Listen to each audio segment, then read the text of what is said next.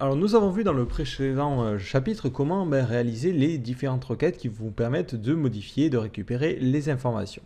Mais en plus de ces différentes requêtes-là, MySQL a toute une série de fonctions qui vous permettent de manipuler les données et de les récupérer de différentes manières. Alors l'ensemble de ces fonctions est décrite dans la documentation. Si vous allez dans le manuel de MySQL 5 et ensuite dans Functional Operators, vous avez les différentes fonctions qui sont groupées par type de champ. Donc suivant le type de champ que vous avez utilisé, si vous voulez savoir les fonctions qui sont disponibles, il vous suffit de sélectionner la documentation qui correspond. Donc moi ce que je vous propose c'est de faire un petit tour de ces fonctions-là, de ne pas toutes les voir évidemment parce qu'il y en a beaucoup, mais de voir les fonctions essentielles que j'ai l'habitude par exemple d'utiliser. Donc on va commencer par les fonctions qui ont attrait aux valeurs numériques. Donc ces fonctions vont marcher sur des entiers, des flottes et des doubles. Alors, on est parti. Donc je vais redémarrer mon panneau SQL et on va faire des petits tests.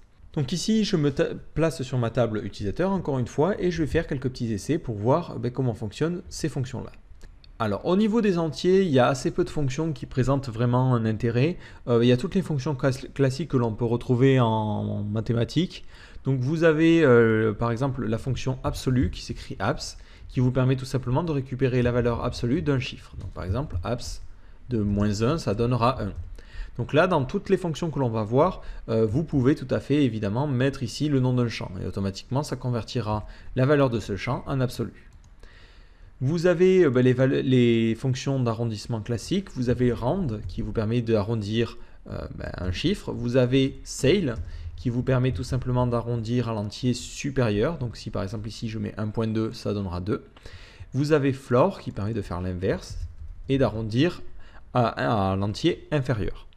Donc vous avez ensuite toutes les fonctions qui ont attrait aux angles. Donc vous avez les fonctions cosinus, sinus et tangente, radian, degré, arc sinus, arc tangente et arc cosinus. Donc je vous passe les détails, mais c'est des fonctions qui ne sont pas vraiment utiles, sauf si vous travaillez avec des latitudes et longitudes et que vous avez besoin de récupérer tous les points qui sont autour d'un angle, vous allez être bien content de l'avoir. Donc c'est quand même des fonctions qui sont là, donc c'est important de le savoir. Donc après vous avez la fonction sqrt qui vous permet de récupérer tout simplement la racine carrée d'un chiffre. Pareil, il faut en avoir l'utilité encore une fois. Vous avez une fonction, et là elle est plutôt utile, c'est la fonction truncate, qui vous permet tout simplement de choisir le nombre de virgules à récupérer. Par exemple, si vous voulez 2 chiffres après la virgule, vous mettez virgule 2. Et automatiquement, hop, vous voyez que ça récupère que ces 2 virgules là. Donc c'est pas mal si vous avez comme ça des sommes qui donnent des chiffres pas forcément ronds. Et ensuite, la dernière fonction qui selon moi peut être utile, c'est la fonction modulo, qui vous permet tout simplement de récupérer le reste de la division, par exemple, de 6 par 4. Donc là, hop, vous faites cette fonction-là et ça vous sort le reste. Par contre, ce n'est pas forcément une fonction qui est très très utile dans le sens où vous pouvez déjà utiliser la valeur mathématique. Par exemple, ici, 6 modulo 4, ça me donne de la même façon un reste qui est égal à 2. Donc vous pouvez utiliser aussi le symbole modulo.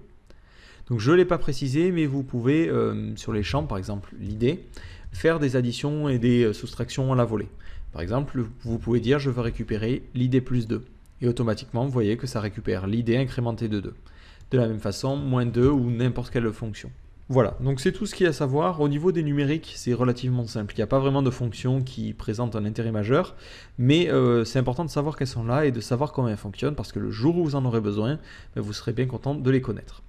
Donc voilà, donc rendez-vous dans le prochain chapitre où nous allons parler des fonctions qui ont attrait tout simplement aux chaînes de caractères.